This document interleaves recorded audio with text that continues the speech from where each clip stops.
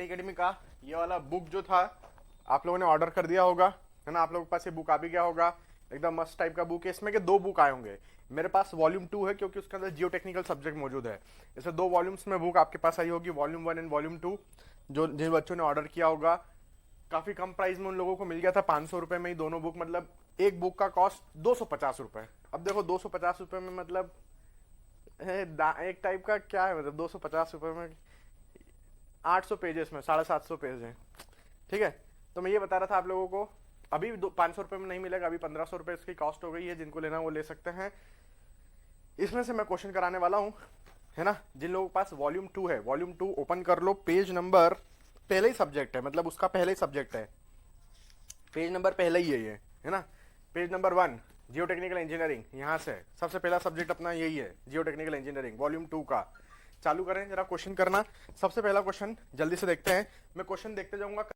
1 यहां पर हमारे पास है, when a product of rock weathering is not transported as a sediment but remains in a place is called. देखो भैया, क्वेश्चन बोल रहा है कि यदि आपकी सॉइल ट्रांसपोर्ट नहीं हो रही है, अपने रॉक के पास में ही मौजूद होती है, उस टाइप को क्या बोलते हैं। 4 ऑप्शन दी गई है, एलुवियल, ग्लेशियल, रेसिडियल या aeolian. Of course the answer is residual. So answer is option number C, residual soil. क्यों? क्योंकि हम जानते हैं जो सॉइल ट्रांसपोर्ट हो जाती है उसको ट्रांसपोर्टेड सॉइल बोलते हैं, जो सॉइल ट्रांसपोर्ट नहीं होती उसको अपन रेसिडियल सॉइल बोलते हैं। नेक्स्ट क्वेश्चन की तरफ चलता हूं मैं। क्वेश्चन नंबर 2, क्वेश्चन नंबर 2 जो है वो आईआईटी मद्रास ने पूछा था 2 नंबर के लिए। वो बोल रहे हैं send off uniform spherical particles, void ratio in loosest and densest condition, है ना। यहां पर देखना, हमारे पास 2 कंडीशन हो सकती है, एक हो सकती है आपकी लूजेस्ट, एक हो सकती है आपकी डेंसेस्ट। मैं आपको ये बता रहा हूं डेंसेस्ट, डेंसेस्ट, ठीक है। तो मैं बोल रहा हूं यदि अपन लूजेस्ट की बात करें तो लूजेस्ट का मतलब क्या होता है। लूजेस्ट का मतलब वो होता है जहां पर वॉइड रेशियो आपको मैक्सिमम मिल जाए, तभी तो वो सॉइल लूज होगी, डेंस नहीं होगी। और डेंसेस्ट का मतलब जहां पर वॉइड रेशियो आपको मिनिमम मिले, तभी आपकी सॉइल डेंस कहलाएगी। तो यदि सैंड के पार्टिकल स्फेरिकल एज्यूम कर लिया जाए, तो लास्ट क्लास में हम लोगों ने मैक्सिमम और मिनिमम वॉइड रेशियो एस्टिमेट किया था। कितना एस्टिमेट किया था? The maximum value is 0.91, what is the minimum value? That is 0.35। ये आपको याद रखना था, मैंने बताया था। तो यहां पर पुट कर देंगे। 2 नंबर का ये क्वेश्चन पूछा गया था सन 1991 में आईआईटी मद्रास के द्वारा। चलिए आगे बढ़ते हैं क्वेश्चन नंबर 3 की तरफ। A saturated sand sample has a, सबके पास ये बुक होना चाहिए यार, मैं पहले ही बोल दिया था ना। अभी कोई नोटंकी मत मचाना कि अरे सर बुक तो है ही नहीं, क्वेश्चन कहां से सॉल्व करें। तो मैंने थोड़ी ना बोला था कि तुम बुक मत ऑर्डर करो, मैंने तो पहले ही बता दिया था रिक्वायरमेंट। कम से कम 25 बार मैं रिक्वायरमेंट बताया हूं कि बुक होना चाहिए। तो ये बुक होना चाहिए तुम्हारे पास। जिनके पास नहीं है मैं उनका कुछ नहीं कर सकता। अब सैचुरेटेड सैंड, क्योंकि देखो उस टाइम पे भी मैंने एकदम कम कॉस्ट, ऐसा नहीं है कि मैंने मार्केटिंग के हिसाब से तुम लोगों को भाई चलो एकदम सेवा भाव से 250 रुपए में 750 पेजेस की ये बुक है, 250 रुपए में। मतलब लूटने वाला तो काम है ही नहीं, है ना, लूटने वाला काम तो है ही नहीं। इवन इसमें मेरे पॉकेट से पैसा लगा है, ये यकीन मानो, मेरे पॉकेट से पैसा लगा है, ठीक है। तो बाकी तुम लोग समझदार हो। अभी फिलहाल में अवेलेबल नहीं है, अभी फिलहाल में अवेलेबल अब नहीं है। जितने सारे बच्चों ने, इतने बच्चों ने ऑर्डर किया था, इतने बच्चों ने ऑर्डर किया था, स्टॉक खत्म है, अब अवेलेबल नहीं है। जिसको अब चाहिए, अब लिमिटेड स्टॉक ही होगा, शायद नहीं भी होगा, वो 1500 रुपए में मिलेगा। ताजी ताजी प्रिंटिंग करके उसको भेजा जाएगा फिर, इसलिए कॉस्ट अब ज्यादा लगेगी। आगे बढ़ते हैं अपन क्वेश्चन नंबर 3 की तरफ। क्वेश्चन नंबर 3 में मैं बता रहा हूं, अ saturated sand sample has a dry unit weight. Question number 3 देखो, आंसर बताओ जरा फटाफट इसका। बच्चे आंसर दे रहे हैं, बहुत बढ़िया बच्चे आंसर दे रहे हैं। क्वेश्चन नंबर 3 का, अ saturated sand sample has a dry unit weight. मैं लिखता हूं, अपने को ड्राई यूनिट वेट कितना दे रखा है, 18 किलो न्यूटन पर मीटर क्यूब दे दिया। स्पेसिफिक ग्रेविटी जी की वैल्यू कितनी दे दी, 2.65 दे दी। और यूनिट वेट ऑफ वाटर अपने को 10 किलोटन पर मीटर क्यूब दे दिया। क्वेश्चन में पूछ रहा है वाटर कंटेंट डिटरमाइन करो। जरा निकाल सकते हो क्या वाटर कंटेंट? वाटर कंटेंट निकाल सकते हैं क्या? यस सर बिल्कुल निकाल सकते हैं। जरा निकाल के देखते हैं वाटर कंटेंट क्या आ रहा होगा। देखो मुझे एक फॉर्मूला याद है गामा डी का। क्या फॉर्मूला याद है? गामा डी का फॉर्मूला याद है, गामा डी का फॉर्मूला याद है, जी गामा डब्ल्यू डिवाइड में 1 प्लस ई। यही फॉर्मूला होता है गामा डी का। गामा डी की वैल्यू कितनी है, 18 किलोन्यूटन पर मीटर क्यूब। जी की वैल्यू कितनी दी गई है, 2.65। गामा डब्ल्यू की वैल्यू कितनी दी गई है, 10। अब एक बात ध्यान से सुनना, सर आप बोलोगे कि सर गामा डब्ल्यू की वैल्यू तो 9.81 होती है। Yes, 9.81 kilonewton per metre cube is the exact value of gamma W. यदि क्वेश्चन में आपको कोई वैल्यू मेंशन नहीं है गामा डब्ल्यू का, तो यू शुड टेक 9.81। और यदि क्वेश्चन में इंटेंशनली दिया गया है कि कंसीडर 10, तभी आप 10 कंसीडर करेंगे, अदरवाइज आपको 10 कभी कंसीडर नहीं करना है। क्वेश्चन में यदि बोल रहा है कि 10 कंसीडर करो तो 10 कंसीडर करो, नहीं तो आप 9.81 ही हमेशा कंसीडर करेंगे। तो डिवाइड में 1 प्लस ई, तो यहां से वॉइड रेशो निकाल सकते हो क्या? मेरा कैलकुलेटर ले लेने दो मेरे को। बहुत बढ़िया, क्या बात है, सब बच्चे आंसर दे रहे हैं दनादन। आंसर तो देना पड़ेगा भाई स्पीड में, तभी मजा आएगा। तो 2.65 इंटू 10 डिवाइड में 18 माइनस 1, 0.472 मेरे पास यहाँ पर वॉइड रेशो आ रहा है। 0.472 is the void ratio. Question में पूछा क्या गया है? Water content. तो मेरे पास यहाँ पर एक रिलेशन है E S equal to W G का, तो ई आ गया 0.472। डिग्री ऑफ सेचुरेशन पूछ रहे हैं क्या?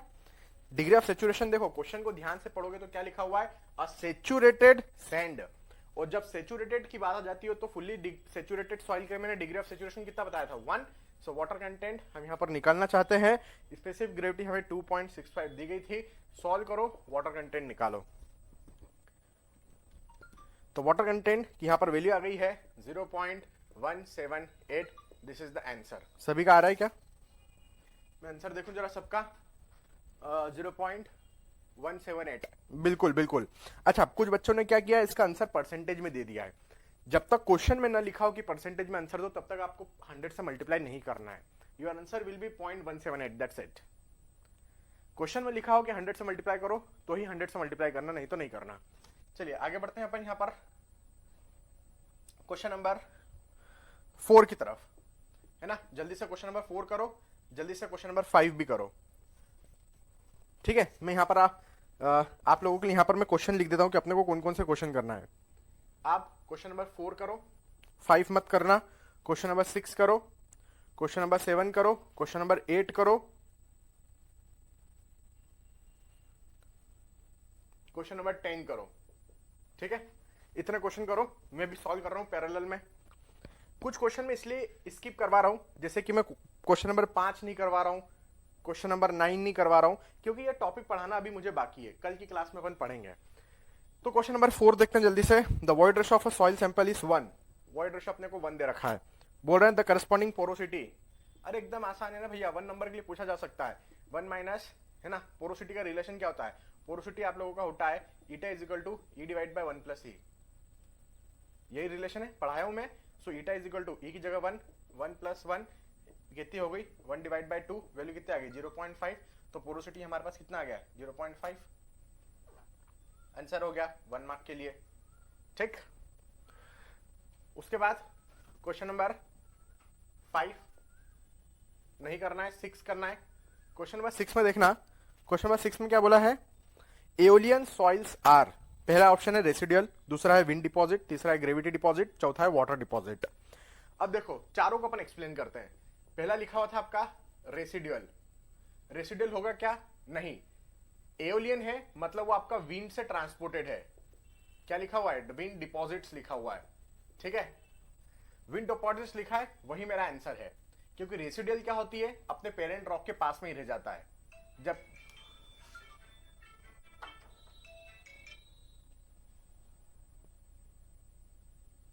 हेलो, हाँ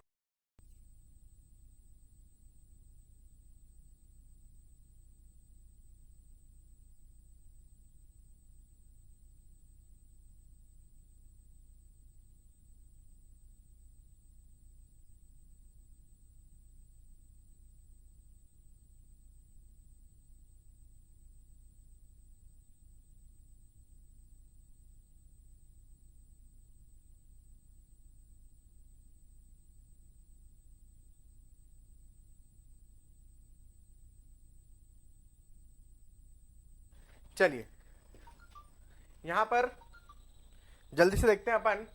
विंड डिपॉजिट होगा आपका आंसर।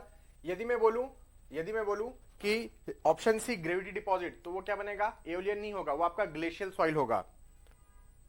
कौन सा? Gravity deposit, sorry, gravity deposit है वो आपका कोलुवियल सॉइल होगा। और वाटर डिपॉजिट में है तो वो एलुवियल सॉइल हो सकता है, रनिंग वाटर में। तो ये हो गया क्वेश्चन नंबर 6 का answer, option B, question number 7 देखते हैं। क्वेश्चन नंबर 7 में बोल रहा है the void ratio of a soil can exceed unity. Unity का मतलब होता है 1। क्या वॉइड रेशो 1 से बड़ा हो सकता है? यस ऑफ कोर्स हो सकता है, क्यों नहीं हो सकता है, क्योंकि वॉइड रेशो की कोई अपर लिमिट नहीं है। ये चीज मैं आपको पहले लिखवाया हूं। वॉइड रेशो कभी 0 नहीं होगा, ये बात बिल्कुल सत्य है, लेकिन वॉइड रेशो 1 से बड़ा हो सकता है, 2 3 4 5 50 100 जितना भी हो सकता है, इसकी कोई अपर लिमिट नहीं है। तो यहां पर आपका आंसर क्या हो जाएगा? ट्रू। क्वेश्चन नंबर 7 का आंसर क्या हो गया? ट्रू। आगे बढ़े क्वेश्चन नंबर 8 की तरफ। क्वेश्चन नंबर 8 में बोल रहा है the soil transported by wind are known as. जब विंड से ट्रांसपोर्ट होती तो अपन उसको क्या बोलते हैं? एओलियन सॉइल बोलते हैं। ये आपका क्वेश्चन नंबर 8 का आंसर हो गया। क्वेश्चन नंबर 10 देखते हैं। आईआईटी कानपुर ने पूछा था question number 10, sorry question number 10 IIT Kharagpur ने पूछा था। अभी खड़गपुर सेट करने वाला है पेपर, अगला वाला 2022 का। तो 1996 में पूछा है 1 मार्क के लिए which one of the following relation is not correct. सब रिलेशन करेक्ट लग रहा है, केवल ऑप्शन सी करेक्ट नहीं लग रहा है, क्योंकि उन्होंने क्या लिखा है? Eta is equal to E divide by 1 minus E लिखा है, जबकि अभी थोड़ी देर पहले ही मैंने आपको क्या पढ़ाया? ईटा इज इक्वल टू क्या होता है? ई डिवाइड बाय 1 प्लस ई होता है। तो ये तो आपका क्या है? बिल्कुल रॉन्ग है। तो आपका जो सही आंसर है कि भैया कौन सा रिलेशन एग्जिस्ट नहीं करता है, वो है ऑप्शन नंबर सी। ठीक, ये 10 क्वेश्चन हो गए अपने। आगे बढ़ते हैं। ये 10 क्वेश्चन सभी के हो गए होंगे। आगे बढ़ते हैं। तो जो जो क्वेश्चन होते जा रहे हैं उस पर टिक करते जाना पेंसिल से। ये बुक को खराब मत करना कि इस पे सब चितार दो, ऐसा मत कर। एक समझदार स्टूडेंट था, वो क्या करता था? बुक में ही सॉल्व कर लेता था, वही छोटे छोटे शब्दों में वही वही लिख लेता था। बेकार कर दी बुक। ये बहुत गलत तरीका है। बुक में सॉल्व कुछ नहीं करना है, आपके पेन पेपर कॉपी लेके अलग से सॉल्व करना है। मैं रफली सॉल्व कर रहा हूं, आप लोग एकदम सफाई से सॉल्व करेंगे। मैं क्या बोल रहा हूं? मैं तो रफली सॉल्व कर रहा हूं, आप लोग एकदम सफाई से करेंगे। आप लोग नेक्स्ट क्वेश्चन आगे बढ़िए, नेक्स्ट क्वेश्चन की तरफ चलिए। नेक्स्ट क्वेश्चन आप लोग लगाएंगे यहां पर क्वेश्चन नंबर 12।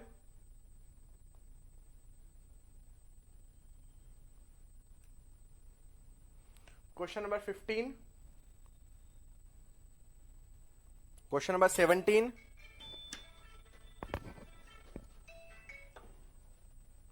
जी सर, जी जी मैं भेज रहा हूं सर।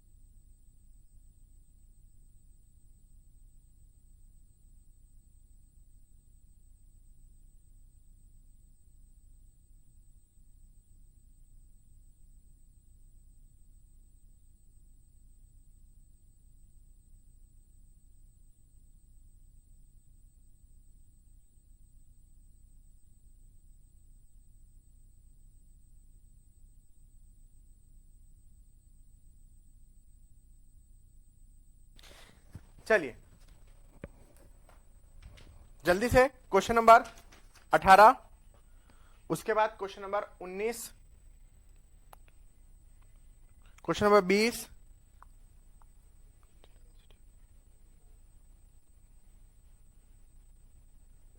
23, 24, 25,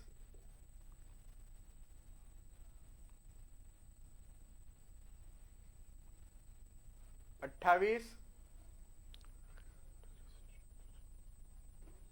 29,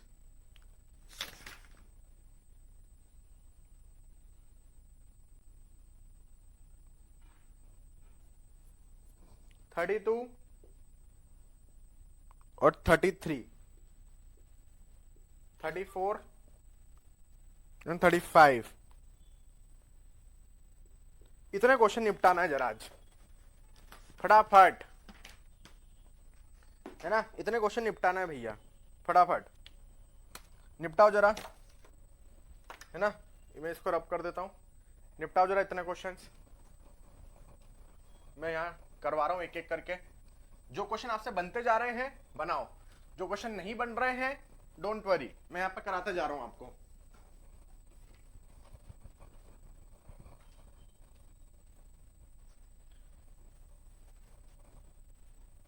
चलिए चालू करते हैं एक एक करके क्वेश्चन को सॉल्व करना। हाँ भगवान, सबसे पहले हम लोग देख रहे हैं क्वेश्चन नंबर 12। क्वेश्चन नंबर 12 में क्या बोल रहा है? क्वेश्चन नंबर 12 एकदम आसान बोल रहे हैं, the porosity of a soil is 20%, the void ratio. अरे अभी वापस से करा था यार, सेम टाइप का क्वेश्चन वापस से देखो रिपीट कर दिया। 20% है, वॉइड रेशो निकालना है। वॉइड रेशो क्या है? अरे तो मैं जानता हूं ना relation 1 minus eta is equal to 1 divide by 1 plus E. तो 1 minus 0.2 will give you 0.8, 1 divide by 1 plus E. So यहां पर ई का वैल्यू कितना हो जाएगा? 1 डिवाइड बाय 0.8 माइनस 1, जरा देखो कितना हो रहा है कैलकुलेट करने पर। सो 1 डिवाइड बाय 0.8 माइनस 1, 0.25 आ रहा है। Void ratio is 0.25। जरा चेक कर लेना यही आंसर आ रहा है क्या सभी का? क्वेश्चन नंबर 12 का आंसर देखो कितना आ रहा है, 0.25। चलो बहुत सारे बच्चों ने सही आंसर दे दिया है, आगे बढ़ते हैं। क्वेश्चन नंबर 15 बोल रहे हैं। क्वेश्चन नंबर 12 के बाद क्वेश्चन नंबर 15 सॉल्व करना है। 15वें क्वेश्चन में क्या है? द प्रिंसिपल, यहीं पे कर देता हूँ, छोटा सा है मतलब। क्वेश्चन नंबर 15, क्वेश्चन नंबर 15 में आप जानते हैं gamma submerge equal to gamma saturated minus gamma W, ऐसा होता है। ये मैंने कौन से प्रिंसिपल के आधार पर निकाला था? ये मैंने आर्किमिडीज प्रिंसिपल के आधार पर निकाला था। तो आपका आंसर क्या बन जाएगा? ऑप्शन नंबर बी बन जाएगा कि आपका जो सबमर्ज्ड यूनिट वेट निकला है वो किसके आधार पर निकला है? आर्किमिडीज प्रिंसिपल के आधार पर निकला हुआ है। नेक्स्ट क्वेश्चन नंबर 17 हम लोग यहाँ पर सॉल्व करते हैं। क्वेश्चन नंबर 17 बोल रहा है, देखो मस्त टाइप का क्वेश्चन है, इसको कई तरीकों से सॉल्व किया जा सकता है। क्वेश्चन नंबर 17 को काफी सारी अप्रोच लगा के सॉल्व किया जा सकता है। ऑल पॉसिबल अप्रोच अपन देखते हैं यहाँ पर, क्योंकि अपन सीखने बैठे हैं, ठीक है? तो ऑल पॉसिबल अप्रोच देखते हैं। पहला अप्रोच देखना, अ soil sample in its natural state has a mass. Natural state में है, इसका मतलब यह है कि वो बल्क की बात कर रहा है। टोटल मास उसका दिया हुआ है हमें 2.290 kg, और टोटल वॉल्यूम हमें जो दे रखा है वो दिया हुआ है 1.15 into 10 to the power minus 3 metre cube. 1.15 10 to the power minus 3 metre cube. After being oven dried the mass of the sample is, अब देखो इसको अपन ने ओवन ड्राइंग में रखा, मतलब इसके अंदर पानी समाया हुआ था। इस मास के अंदर, इस सॉइल के मास के अंदर पानी मौजूद था, तभी तो आपने उसको ओवन ड्राइंग किया। तो ओवन ड्राइंग करने के बाद आपको क्या मिलता है? Dry soil. और ड्राई सॉइल का वेट क्या होता है? Wait of solid. तो वेट ऑफ सॉलिड या मास ऑफ सॉलिड जो आपको दिया हुआ है क्वेश्चन में आफ्टर बीइंग ओवन ड्राइड, वो आपको दिया हुआ है 2.035 kg। इसका मतलब क्या हुआ? ये पहले वाला वेट था, और जब उसको ड्राई कर लिया तो बाद में इतना वेट बचा। मतलब यदि इसमें से इसको माइनस कर दूं तो हमें वेट ऑफ वाटर मिल जाएगा। तो वेट ऑफ वाटर आप निकाल लो या मास ऑफ वाटर आप निकाल लो, इसमें से इसको माइनस करके टोटल मास में से मास ऑफ सॉलिड माइनस कर लो तो आपको मास ऑफ वाटर मिल जाएगा। सो 2.290 माइनस 2.035, तो यहां पर हमें मास ऑफ वाटर मिल चुका है। कितना मिल चुका है जरा देखते हैं। 2.290 माइनस ऑफ 2.035, ये मिल गया अपने को 0.255 kg। ये हमारा क्या है? Mass of water. आपके पास देखो मास ऑफ वाटर भी है, आपके पास देखो मास ऑफ सॉलिड भी है। तो क्या हम वाटर कंटेंट निकाल दें? हाँ बिल्कुल निकाल दो। तो हमारे पास वाटर कंटेंट आ चुका है मास ऑफ वाटर डिवाइड में मास ऑफ सॉलिड। अब आप बोलेंगे कि सर आपने तो फॉर्मूला लिखाया था वेट ऑफ वाटर डिवाइड में वेट ऑफ सॉलिड। तो भाई एक ही बात है, आप वेट के टर्म में निकालो या मास के टर्म में निकालो, both are same, both are same, है ना? तो यहां पर अच्छा ऐसा मत कभी कर देना कि ऊपर वेट ऑफ वाटर ले ले और नीचे मास ऑफ सॉलिड ले ले, नहीं, दोनों टर्म्स या तो मास के फॉर्म में लो या दोनों टर्म्स या फिर वेट के फॉर्म में लो। तो फिलहाल में अपन ने मास के फॉर्म में ले रखा है, तो आंसर आप निकाल पाएंगे। तो ठीक है, मास ऑफ वाटर डिवाइड में मास ऑफ सॉलिड, तो मास ऑफ वाटर अपने पास 0.255, मास ऑफ सॉलिड 2.035। देखते हैं हमारे पास वाटर कंटेंट कितना आ गया। वाटर कंटेंट यहां पर आ रहा है 0.125, आ गया वाटर कंटेंट। क्वेश्चन में पूछा क्या है, क्वेश्चन में पूछा है उन्होंने मुझे निकालने को वॉइड रेशो। अच्छा, ये आपके पास टोटल मास ऑफ सॉइल दिया है, टोटल वॉल्यूम ऑफ सॉइल दिया है, इन दोनों का यदि मैं रेशो ले लूं मास बाय वॉल्यूम तो मुझे बल्क यूनिट वेट नहीं मिलेगा क्या? बिल्कुल मिलेगा सर, क्यों नहीं मिलेगा? तो हमें बल्क यूनिट वेट यहां से मिल जाएगा total mass divide by total volume. मतलब जो नेचुरल कंडीशन में सॉइल मौजूद है उसका जो मास है, जो पार्शियली सैचुरेटेड सॉइल है उसका जो मास है डिवाइड में उसका जो टोटल वॉल्यूम है उसका रेशो ही बल्क यूनिट वेट कहलाता है। सो 2.290 डिवाइड में 1.15 इंटू 10⁻³ ये आपको क्या मिल जाएगा यहां से, ये आपको गामा यूनिट वेट मिल गया। 2.290 डिवाइड में 1.15 इंटू 1000 कितना आ गया 91991.30। यूनिट क्या है, किलोन्यूटन पर मीटर क्यूब नहीं है, मास केजी में था, वॉल्यूम मीटर क्यूब में था, तो केजी पर मीटर क्यूब में आपको ये बल्क यूनिट वेट देखने को मिला है। हालांकि इसको गामा से नहीं रो से डिनोट किया जाता है, लेकिन ठीक है अपन गामा ही लिखेंगे क्योंकि अपने को गामा याद रहता है। ठीक है, अपन को कौन सा एग्जामिनर को बताना है कि देख हमने गामा लिखा या रो लिखा, हमें equal to gamma divide by 1 plus water content. ये फॉर्मूला याद है मुझे। गामा ड्राई हम क्या निकाल लें यहां से, क्योंकि आपके पास देखो आपके पास गामा भी है, आपके पास वाटर कंटेंट भी है, इन दोनों का रेशियो ले लो तो 1991.30 डिवाइड में 1 प्लस वाटर कंटेंट इज 0.125, तो गामा डी यहां से निकल जाएगा। कितना आ रहा है गामा डी 1.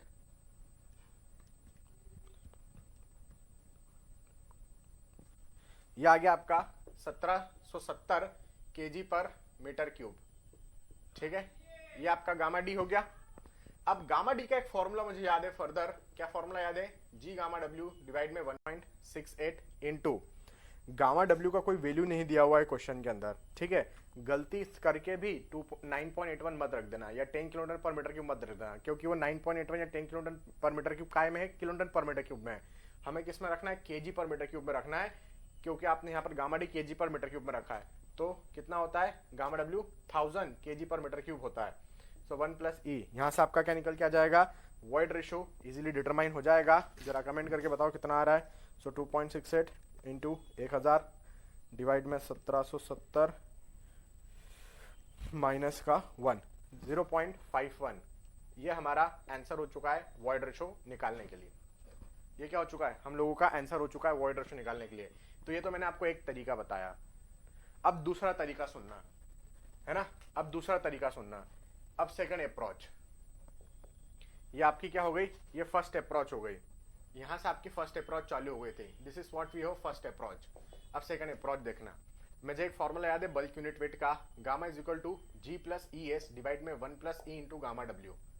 ठीक है, ये रिलेशन याद है मुझे, gamma equal to G plus E S divide में 1 प्लस ई।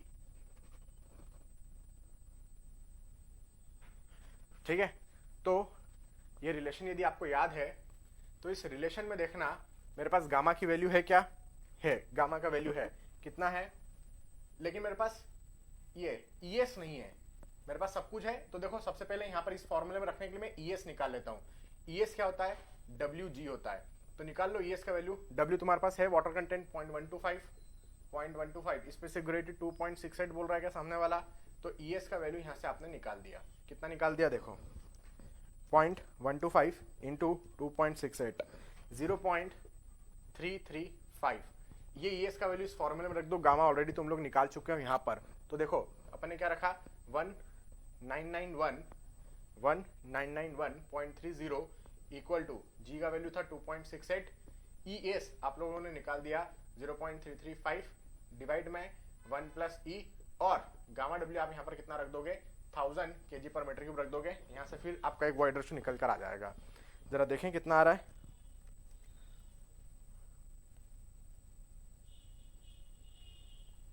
है ना, अपन देखते हैं कितना आ रहा है।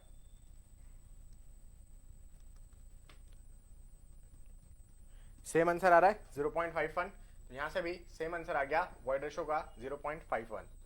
ठीक है, तो एक आंसर ये आ गया 0.51, एक आंसर ये आ गया 0.51। ये फर्स्ट अप्रोच हो गई, ये सेकंड अप्रोच हो गई। थर्ड अप्रोच भी बता देता हूं, है ना, 3 अप्रोच से सेम क्वेश्चन को अपन सॉल्व कर रहे हैं, क्योंकि कंसेप्ट क्लियर होना चाहिए। आज मैं थोड़ा सा आप लोगों का टाइम व्यर्थ कर दिया, मैं जानता हूँ, लेकिन कुछ ज़रूरी काम है इसलिए, अदरवाइज मैं मोबाइल नहीं यूज़ करता चलती क्लास के अंदर। कुछ ज़रूरी काम थे इसलिए मुझे ऐसा करना हुआ।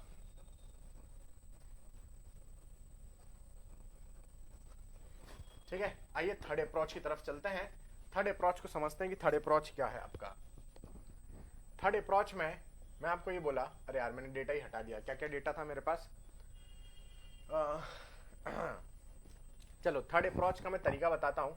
थर्ड अप्रोच में हम क्या कर रहे हैं, हमें तो वॉइड रेशो निकालना है। वॉइड रेशो क्या होता है, वॉल्यूम ऑफ वॉइड डिवाइड में वॉल्यूम ऑफ सॉलिड, यही होता है। यस सर, यही होता है। तो मैंने कहा आप वॉल्यूम ऑफ वॉइड्स निकाल लो, वॉल्यूम ऑफ सॉलिड्स निकाल लो।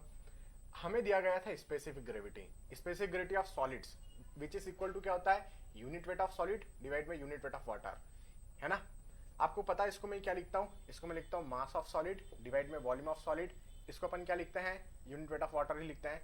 तो यहाँ से वॉल्यूम ऑफ सॉलिड का फॉर्मूला मेरे सामने निकल कर आ रहा है।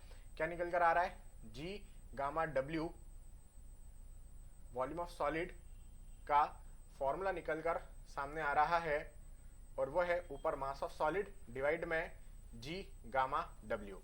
ये हमारे पास वॉल्यूम ऑफ सॉलिड आ गया। सही बोल रहा हूँ क्या? यस सर, बिल्कुल सही कहा आपने। अब यहाँ पर अपन सभी वैल्यूज पुट कर देते हैं। Mass of solid, mass of solid तो क्वेश्चन में ही दिया गया था। ओवन ड्राइंग वेट कितना था, 2.035 kg। उसके बाद स्पेसिफिक ग्रेविटी कितनी दी गई थी, 2.68। Unit weight of water 1000 kg पर मीटर क्यूब। तो वॉल्यूम ऑफ सॉलिड आ जाएगा। सो आपका देखो 2.035 डिवाइड में 2.68 डिवाइड में 1000, ये आपका वॉल्यूम ऑफ सॉलिड आ गया है 7.59 इंटू 10 टू द पावर -3। एक मिनट, गलती हो गई कुछ। 2.035 डिवाइड में 2.68 divide by 1000। Okay, 10 to power -4 आएगा यहाँ पर। सो 7.59 इंटू 10 टू पावर -4, ये क्या आ गया आपके पास, वॉल्यूम ऑफ सॉलिड आ गया यहाँ से। तो आपके पास यहाँ पर रखने के लिए वॉल्यूम ऑफ सॉलिड आ गया है। अब आपको क्या चाहिए, सिर्फ वॉल्यूम ऑफ वॉइड। तो एकदम आसान है, आप क्या जानते हैं, total volume of soil equal to volume of void, volume of void plus volume of solid, ऐसे ही होता है। तो यहाँ पर देखो टोटल वॉल्यूम अपने को कितना दे रखा है क्वेश्चन में, टोटल वॉल्यूम दिया है 1.15 into 10 to power -3। Volume of void हम निकालना चाहते हैं, वॉल्यूम ऑफ सॉलिड अभी मैंने निकाला 7.59, तो 7.59 इंटू 10 टू पावर -4 निकाल लो। यहाँ से वॉल्यूम ऑफ वॉइड कितना आ रहा है,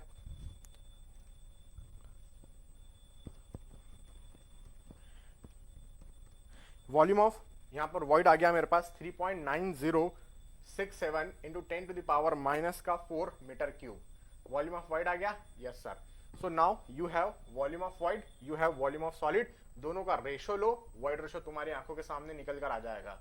सो 3.9067 into 10 to the power -4 divide में 7.59 into 10 to the power -4, 10 to the power -4 से 10 टू द पावर -4 को उड़ा दो। So 3.9067 divide by 7.59, answer is coming exactly equal to 0.51 again. ये हमारा यहाँ पर क्या हो गया, ये हमारा यहाँ पर आंसर कंफर्म हो गया। ये कौन सी अप्रोच थी, ये मेरी थर्ड अप्रोच थी। तो एक ही क्वेश्चन को 3 अलग अलग तरीकों से मैंने आप लोगों को यहाँ पर करके बताया। समझ में आ रही बात? एक ही क्वेश्चन को हमने 3 अलग अलग तरीके से आप लोगों को मैंने कर बताया। अब कमेंट करके बताओ इन तीनों में से कौन सी अप्रोच आपको सही लगी, मतलब इजी लगी। उसके बाद अपन आगे बढ़ते हैं। कितने क्वेश्चन हो गए अपने, ये हो गया, ये हो गया, 17 नंबर का क्वेश्चन भी हो गया। 18-19 की तरफ चलते हैं। ये हटा दूं मैं, किसी को नोट तो नहीं करना है?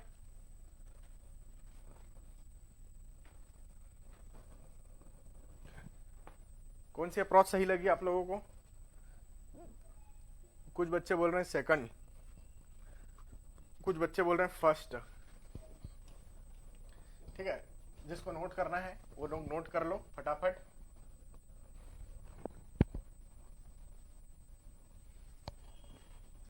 क्वेश्चन की तरफ, नेक्स्ट क्वेश्चन है हमारे पास क्वेश्चन नंबर 18। क्वेश्चन नंबर 18 क्या बोल रहा है आप लोगों का? क्वेश्चन नंबर 18 बोल रहा है अ सॉइल सैंपल, एकदम इजी टाइप का है। A soil sample has a void ratio of 0.5 and the porosity will be close to.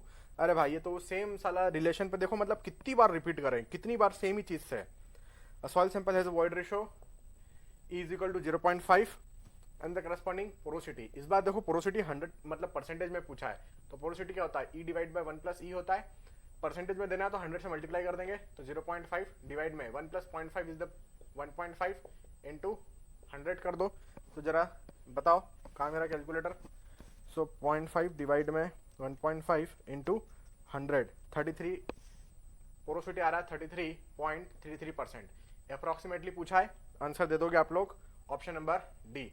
आगे बढ़ते हैं नेक्स्ट क्वेश्चन की तरफ।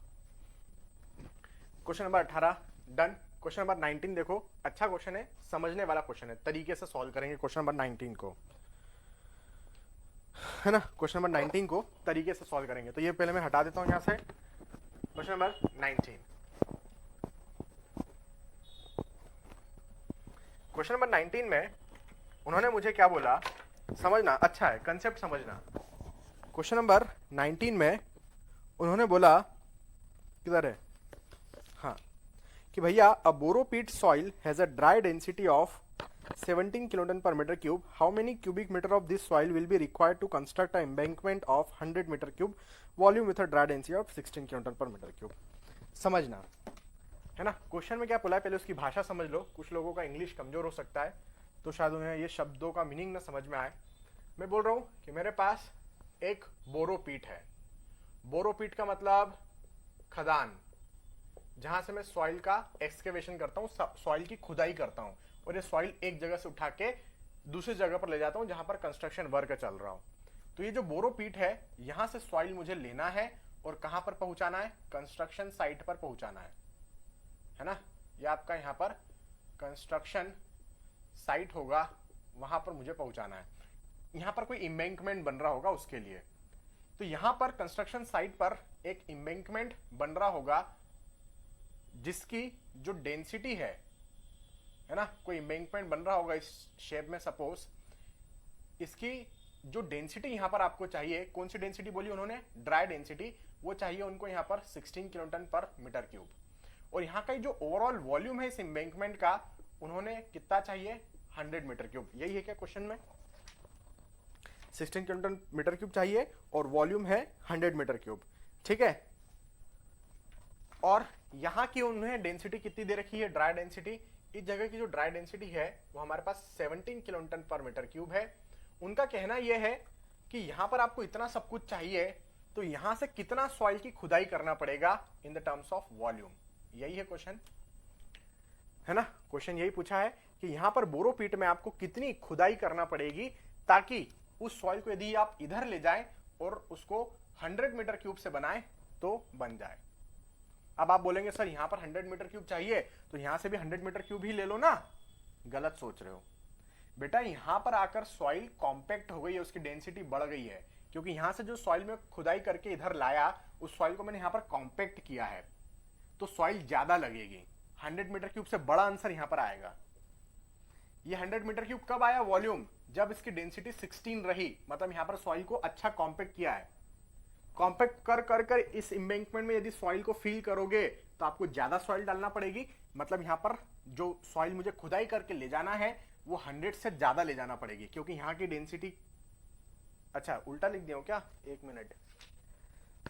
क्या बोला है, borrow pit soil has a density of 17 kiloton per metre cube. How many cubic metres of this soil will be required to construct an embankment of 100 meter cube volume with a dry density of 16 kilometre. Sorry, यहाँ पर जो है वो density कम हो गई है, पहले density ज्यादा थी, तो यहाँ पर डेंसिटी ज्यादा थी तो यहाँ पर वॉल्यूम कम है, वहां जाके ज्यादा हो गया उसका वॉल्यूम, क्योंकि डेंसिटी कम हो गई थी। ठीक है, तो आंसर जो यहाँ का बड़ा ही आएगा। क्यों यहाँ का आंसर बड़ा आएगा, क्योंकि यहाँ पर, सॉरी यहाँ का आंसर छोटा आएगा क्योंकि यहाँ की डेंसिटी ज्यादा थी उसकी तुलना में, तो इसकी तुलना में आंसर यहाँ पर कम आना चाहिए। क्या आएगा समझते हैं। मैंने कहा यार साला ड्राई डेंसिटी अलग अलग हो रहा है, दोनों का वॉल्यूम भी अलग अलग है, ऐसी कौन सी चीज है जो दोनों में सेम बनी रहती है भाई, ऐसे कौन सी चीज है जो दोनों में सेम बनी रहती है। सॉइल तो यही है जो उठा के आप यहां पर भेज रहे हो, तो मैंने याद किया कि अरे यार दोनों में एक चीज कॉमन है, वो है वॉल्यूम ऑफ सॉलिड्स। जितना वॉल्यूम ऑफ सॉलिड्स यहां से उठाकर मैं यहां भेजूंगा उतना ही यहीं पर मौजूद होगा, कोई अलग से तो आएगा नहीं। यहाँ पर हवा पानी अलग से आ सकता है या यहाँ हवा पानी अलग से आ सकता है, लेकिन वॉल्यूम ऑफ सॉलिड दोनों जगह पर सेम रहेगा, कभी चेंज नहीं होगा टाइम, लोकेशन और टेम्परेचर के साथ में। तो मैंने एक काम किया कि क्यों ना हम यहाँ पर ऐसा रखें, मान लेता हूं ये मेरा 1 है, मान लेता हूं ये मेरा 2 है। तो यहां का हमने लिखा volume of solid 1 will be equal to volume of solid 2, ऐसा लिख सकता हूं, बिल्कुल लिख सकते हो। पहली जगह यहां से जितना सॉलिड्स आप भेजोगे उतना ही सॉलिड आपको यहां पर भी मिल जाएगा। अब वॉल्यूम ऑफ सॉलिड का मैंने एक फॉर्मूला लिखाया था, क्या फॉर्मूला था, v डिवाइड बाय 1 प्लस ई, ये वॉल्यूम ऑफ सॉलिड का फॉर्मूला है। यहां पर भी क्या लिख दें, v डिवाइड बाय 1 प्लस ई।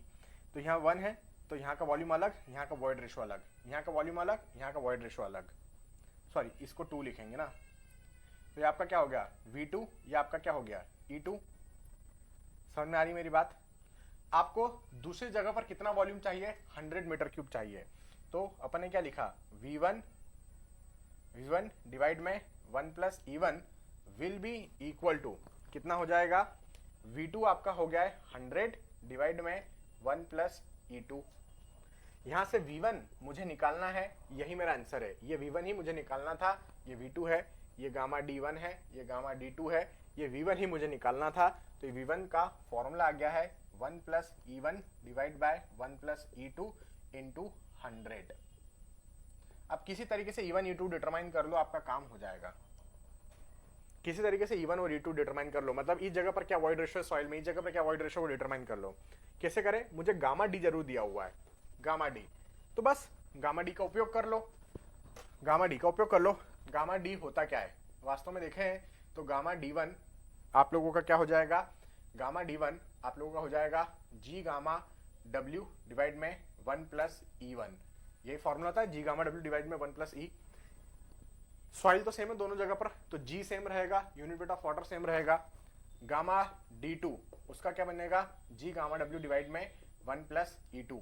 अब देखो यदि मैं ये वैल्यू चाहता हूँ 1 प्लस e1 डिवाइड में 1 प्लस e2 यदि मैं चाहता हूँ, तो यहाँ पर मुझे क्या करना होगा, गामा d2 डिवाइड में गामा d1 करना होगा, इसको इससे डिवाइड करना होगा। तो मैंने करा यहाँ पर मैंने क्या लिखा, g गामा w डिवाइड में 1 प्लस e2 लिख दिया, यहाँ पर मैंने क्या लिख दिया, g गामा w डिवाइड में 1 प्लस e1 लिख दिया। तो ये 1 प्लस e1 ऊपर, ये g गामा w से तो g gamma w cancel, 1 plus e1 ऊपर चला गया, सो 1 प्लस e1 डिवाइड में 1 प्लस e2, यही वैल्यू तो मुझे यहाँ पर डिटरमाइन करना था। तो ये क्या हो जाएगा, gamma d2 by gamma d1, तो 1 प्लस e1 डिवाइड में 1 plus e2 will be equal to gamma d2 divide में गामा d1। अब गामा d2 कितना दे रखा है 16, गामा d1 कितना दे रखा है 17, तो जरा वैल्यू देखो कितना आ रहा है, 16 divide by 17, the value is coming 0.941।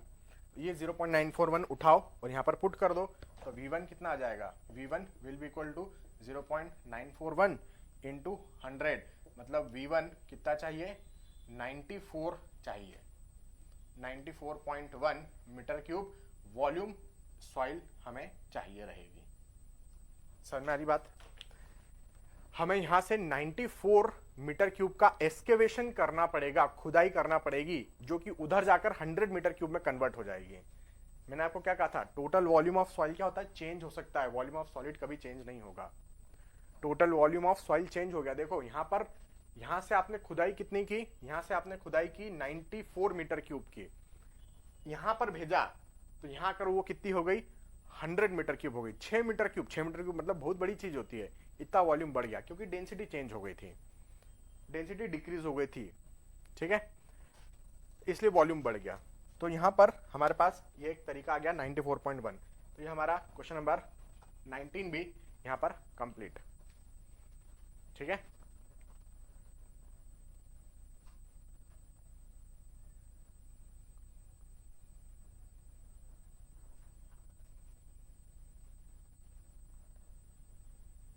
हाँ क्वेश्चन बढ़िया था भाई, ये क्वेश्चन बढ़िया था। अभी तक तो हल्के पतले क्वेश्चन आप लोग देख रहे थे एक एक नंबर के, ये पहली बार 2 नंबर का क्वेश्चन आपको देखने को मिला। हटा दूं मैं, ये हो गया आपका। अपन जंप करते हैं क्वेश्चन नंबर 33 पे। मैं बोल रहा हूं पहले 33 सॉल्व करो। अब कौन सा सॉल्व करो, 33।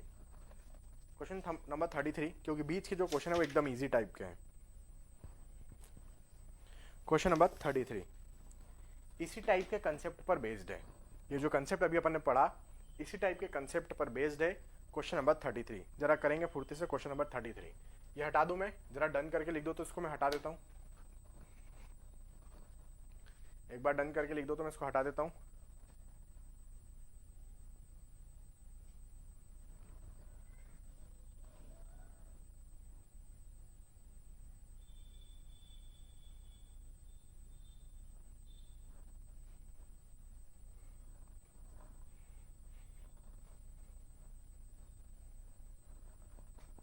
क्वेश्चन नंबर 33 ठीक है, डन है सभी का। चलो तो मैं इसको हटा रहा हूं यहां से।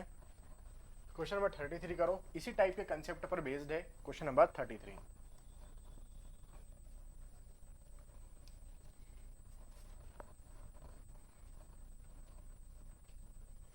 क्वेश्चन नंबर 33 को पहले ध्यान से पढ़ो, मैं उसका पहले आपको मीनिंग समझाता हूं। सभी लोग पहले क्वेश्चन नंबर 33 को एकदम ध्यान से एकदम शांति से पढ़ लो कि क्वेश्चन नंबर 33 क्या बोल रहा है। एक कंस्ट्रक्शन साइट है ना, मतलब 3 कंस्ट्रक्शन साइट दी हुई है इस तरीके से। कंस्ट्रक्शन साइट एक दे रखी है और 3 आपको सॉइल वाली साइट दे रखी है। थोड़ा सा पहले ध्यान से क्वेश्चन नंबर 33 को पढ़ लो, फिर मैं आपको एक्सप्लेन कर रहा हूं कि अपन कैसे क्वेश्चन नंबर 33 को सॉल्व करेंगे। ठीक है, देखिएगा क्वेश्चन नंबर 33 में मैं क्या समझाना चाह रहा हूं। मैंने डिसाइड किया कि मुझे एक एम्बैंकमेंट बनाना है, मतलब इस टाइप का कुछ एक सॉइल का स्ट्रक्चर बनाना है। ठीक है, यहां पर मुझे इस तरीके से सॉइल का एक स्ट्रक्चर बनाना है। अब ये सपोज मुझे बनाना है भोपाल में। ठीक, अब इसको बनाने के लिए मुझे क्या चाहिए, सॉइल चाहिए। इस एम्बैंकमेंट को कंस्ट्रक्ट करने के लिए मुझे क्या चाहिए, सॉइल चाहिए। तो मैंने आसपास की नियरेस्ट लोकेशन सर्च की कि कहां से मुझे सॉइल मिल सकता है। तो एक लोकेशन मेरे सामने आई, वो थी इंदौर। एक लोकेशन मेरे सामने आई, वो थी देवास। ये आप लोगों ने सुना होगा, उज्जैन लिख देता हूं, है ना। उज्जैन तो आप सभी लोगों ने सुना होगा, पवित्र नगरी है, काफी प्राचीन नगरी है हमारे भारत की। एक बार किसी जगह पर मैंने पढ़ा था कि ये जो उज्जैन है ये वर्ल्ड में 7वें नंबर का पवित्र स्थान माना जाता है। मतलब इसकी रैंकिंग होगी किसी आधार पे जहां पर ज्यादा नंबर ऑफ टेम्पल्स हो इस तरीके से, तो उज्जैन का नाम था। ये पास पास है, ज्यादा दूर नहीं है। और एक लोकेशन यहां पर मुझे मिली सपोज ग्वालियर फॉर एग्जाम्पल। ठीक है, चूंकि मैं मध्य प्रदेश से हूं इसलिए मैंने ये इस टाइप का ले लिया। अब सुनिएगा बात को, ये 3 लोकेशन है, इन 3 लोकेशन से मैं सॉइल ले सकता हूं। इन 3 लोकेशन से मैं सॉइल ले सकता हूं। इन तीनों जगह पर माइनिंग्स, खदानें मौजूद है और यहां पर मुझे सपोज ये बनाना है। सबसे पहले तो मैंने ये देखा कि यहां की सॉइल की कंडीशन क्या है ना, यहां की सॉइल की कंडीशन क्या है। तो मैंने देखा कि यहां का जो वॉइड रेशो है वो सपोज EI है, इंदौर का वॉइड रेशो, उज्जैन का वॉइड रेशो, और ये EG मतलब ग्वालियर का वॉइड रेशो। ठीक, और EB मतलब यहां जो एम्बैंकमेंट बनाने जा रहा हूं उसका भी तो वॉइड रेशो रहेगा सॉइल का। तो हर जगह पर वॉइड रेशो क्या रहेगा, अलग अलग। ठीक, यस सर, ठीक। मैंने कहा मुझे ये पता है कि यहां पर कितना वॉल्यूम ऑफ सॉलिड आने वाला है किसी तरीके से, क्योंकि मैं जानता हूं फॉर्मूला वॉल्यूम ऑफ सॉलिड क्या होता है, total volume divide by 1 plus void ratio. तो यहां का वॉइड रेशो मुझे पता है, इस एम्बैंकमेंट का ओवरऑल वॉल्यूम कितना है वो मुझे पता है, तो टोटल वॉल्यूम पता है, यहाँ की सॉइल का वॉइड रेशो पता है, तो मुझे वॉल्यूम ऑफ सॉलिड पता लग जाएगा कि इस एम्बैंकमेंट को बनाने के लिए मुझे कितना सॉलिड्स की जरूरत है। ये टोटल वॉल्यूम क्या है, इस एम्बैंकमेंट का वॉल्यूम, कि भैया ये जो साइज है इसका क्या साइज है, ट्रेपेजियम के शेप में दिख रहा है, इसका वॉल्यूम अपन निकाल सकते हैं, नो प्रॉब्लम। तो वो इसका टोटल वॉल्यूम है, यहाँ का वॉइड रेशो, तो वॉल्यूम ऑफ सॉलिड आपको पता लग गया। ये मैंने भोपाल का यहाँ पर रखा, वॉल्यूम ऑफ सॉलिड पता लग गया कि इस भोपाल में इस टाइप के एम्बैंकमेंट को बनाने के लिए कितने वॉल्यूम ऑफ सॉलिड्स की जरूरत है। वॉल्यूम ऑफ सॉलिड एक ऐसा पैरामीटर है जो कभी चेंज नहीं होगा। इसका मतलब ये हुआ कि यदि मैं इंदौर से सॉइल उठा के लाऊं तो मुझे इतना सॉइल लाना पड़ेगा जिसके अंदर इतना वॉल्यूम ऑफ सॉलिड हो। यदि मैं उज्जैन से लेकर आ रहा हूं सॉइल तो मुझे इतना सॉइल लेकर आना होगा जिसके अंदर इतना वॉल्यूम ऑफ सॉलिड हो। या ग्वालियर से लेकर आ रहा हूं तो इतना सॉइल लाना पड़ेगा कि जिसमें इतना वॉल्यूम ऑफ सॉलिड हो। मतलब आप कहीं से लो, वॉल्यूम ऑफ सॉलिड सेम बना रहेगा, कोई सी भी लोकेशन से लेकर आओ। टोटल वॉल्यूम चेंज हो सकता है क्योंकि हर जगह पर वॉइड रेशो अलग अलग है। मैंने कहा ठीक है। यदि मैं बात करूं इंदौर की, तो यहां पर इंदौर में टोटल वॉल्यूम कैसे निकालोगे कि टोटल वॉल्यूम यहां पर खुदाई कितना करना पड़ेगी, तो फॉर्मूला अपना यही रहेगा VS equal to V divide by 1 plus E.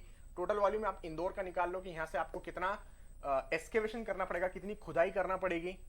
तो आपको पता लग गया कि VS इंटू 1 प्लस ई, ये फॉर्मूला हो गया VS इंटू 1 प्लस ई कहां का रख दोगे, इंदौर का। तो आपको पता लग जाएगा कि भैया इंदौर से यदि अपन लें तो इंदौर में कितनी खुदाई करना पड़ेगी आपको। भाई खुदाई करने में पैसा लगता है ना, फ्री में थोड़ी ना हो जाती खुदाई। उज्जैन की बात करें तो उज्जैन में कितना वॉल्यूम ऑफ सॉइल की खुदाई करना पड़ेगी वो आपको पता लग जाएगा, यहाँ का वॉइड रेशो रख दो। ग्वालियर की बात करें तो ग्वालियर से हमें कितना खुदाई करना पड़ेगी वो आपको पता लग जाएगा, यहाँ का वॉइड रेशो रख दो। वॉल्यूम ऑफ सॉलिड तीनों जगह पर सेम रखा है क्योंकि उतना ही वॉल्यूम ऑफ सॉलिड यहाँ पर रिक्वायर्ड है। वॉल्यूम ऑफ सॉलिड में कोई चेंज नहीं है। चेंज कहां पर आ रहा है, टोटल वॉल्यूम ऑफ सॉइल में, जिसकी खुदाई करना पड़ेगी। तो मुझे पता लगा कि यहां पर इंदौर में यदि मैं लूं तो ये जो आंसर आ रहा है मेरा, ये सपोज आ रहा है 7000 मीटर क्यूब। इतनी खुदाई करना पड़ेगी, 7000 मीटर क्यूब सॉइल की खुदाई करना पड़ेगी। यहां से मुझे पता लगा कि यहां पर आपका 4000 मीटर क्यूब ही खुदाई करना पड़ेगी। यहां से मुझे पता लगा कि आपको 6000 मीटर क्यूब की ही खुदाई करना पड़ेगी। अब बताओ खुदाई पॉइंट ऑफ व्यू से, एक्सकेवेशन, खुदाई मतलब एक्सकेवेशन करना, एक्सकेवेशन पॉइंट ऑफ व्यू से कौन सी साइट मुझे सस्ती पड़ रही है, कहां से कहां पर कम खर्चा आएगा। ऑफ कोर्स उज्जैन एक ऐसी जगह पड़ रही है मुझे जहां पर कम से कम खर्चा मुझे देखने को मिलेगा। मात्र 4000 मीटर क्यूब खुदाई करना है। वही चीज यदि मैं सॉइल यहां से खुदाई करने जाऊं तो मुझे 7000 मीटर क्यूब खुदाई करना पड़ेगी, वहां पर 6000 मीटर क्यूब खुदाई करना पड़ेगी। मतलब क्या हो रहा है, मतलब ये हो रहा है कि यदि आप 4000 मीटर क्यूब खुदाई करोगे तो सेम वॉल्यूम ऑफ सॉलिड निकल कर सामने आएगा। आप 7000 मीटर क्यूब करोगे तो भी सेम वॉल्यूम ऑफ सॉलिड निकल कर आएगा। इसका मतलब क्या है, इसका मतलब यह है कि यहाँ की सॉइल जो है इंदौर की, वो सबसे ज्यादा लूज सॉइल है। सबसे ज्यादा क्या है, लूज सॉइल है। यहाँ की लूजनेस बहुत ज्यादा थी, इसलिए ज्यादा खुदाई करना पड़ रही है। लूज सॉइल थी, वॉइड रेशो ज्यादा था।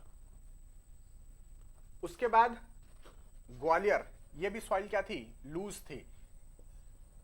यदि वहां पर 2 एरो लगा रखे तो यहां पर एक ही एरो लगाऊंगा। और यहां पर क्या है, ये अच्छी सॉइल थी, इसकी लूजनेस क्या थी, कम थी।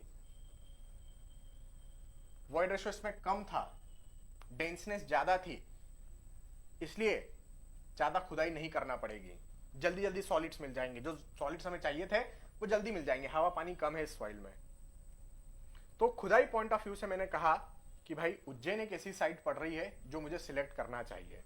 लेकिन आपका अल्टीमेट डिसीजन खुदाई को देख के नहीं होना चाहिए। आपका जो अल्टीमेट डिसीजन होना चाहिए वो लोकेशन देख के भी होना चाहिए कि भैया इन दोनों के बीच में बहुत ज्यादा दूरी है, या इन दोनों के बीच में बहुत ज्यादा दूरी है, या इन दोनों के बीच में बहुत ज्यादा दूरी है। क्योंकि ऐसा ना हो कि ये सस्ता पड़ रहा है खुदाई में लेकिन भोपाल से 50,000 किलोमीटर दूर पर मौजूद है। ऐसा थोड़ी ना फिर अपन करेंगे, उसमें तो अपना बहुत खर्चा है ट्रांसपोर्टेशन में, ये सॉइल को खुदाई करके यहां से यहां तक लाने में। तो जो खर्चा मैं यहाँ पर एक्सकेवेशन में बचा रहा था उससे ज्यादा खर्चा मैंने ट्रांसपोर्टेशन में पे कर दिया। ऐसा नहीं करना है। तो आपको लोकेशन वाइज भी डिस्टेंस देखना है कि कौन नजदीक पड़ रहा है। तो आपको 2 कॉस्ट देखना होता है। एक होता है आपको एक्सकेवेशन का कॉस्ट देखना, दूसरा आपका ट्रांसपोर्टेशन का कॉस्ट देखना। दोनों का सम देखना। दोनों का सम यदि हम देखें तो जो आपको चीपर लग रहा होगा कि जहां पर कॉस्ट कम निकल कर आ रही है उसी साइट को हम सिलेक्ट करेंगे। तो फिलहाल में यदि मैं सोचूं कि भैया उज्जैन ज्यादा सस्ता पड़ रहा है तो उज्जैन मैंने सिलेक्ट कर लिया। अब यहां पर यदि मुझे एम्बैंकमेंट बनाना है तो उज्जैन से ही मैं सॉइल लूंगा और यहां जाकर बना दूंगा। तो जो चीपर पड़ेगा उसको अपन सिलेक्ट करेंगे। इसी आधार पर हम क्वेश्चन नंबर 33 इजीली सॉल्व कर सकते हैं। जरा आप ट्राई करो क्वेश्चन नंबर 33 को सभी लोग। ये मैंने सिर्फ एक एग्जांपल दिया है।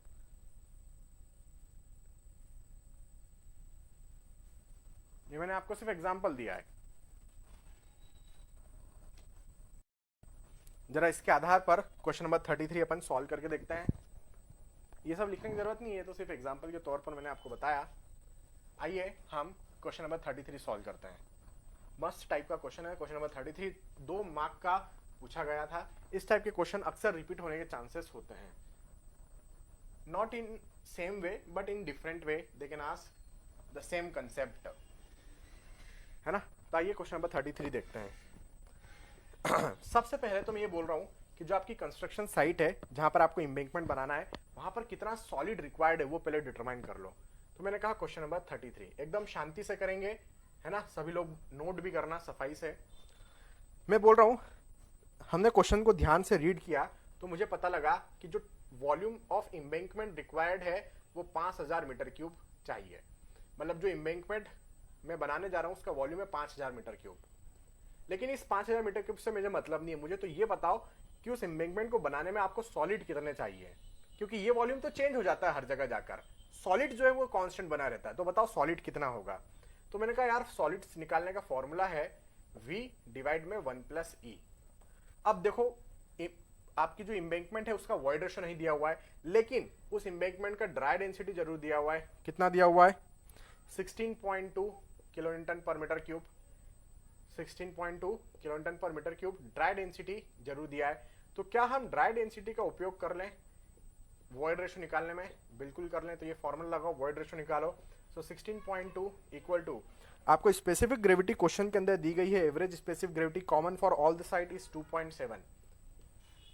यूनिट वेट ऑफ वाटर आपको ब्रैकेट में लास्ट में दिया हुआ है कंसीडर 10।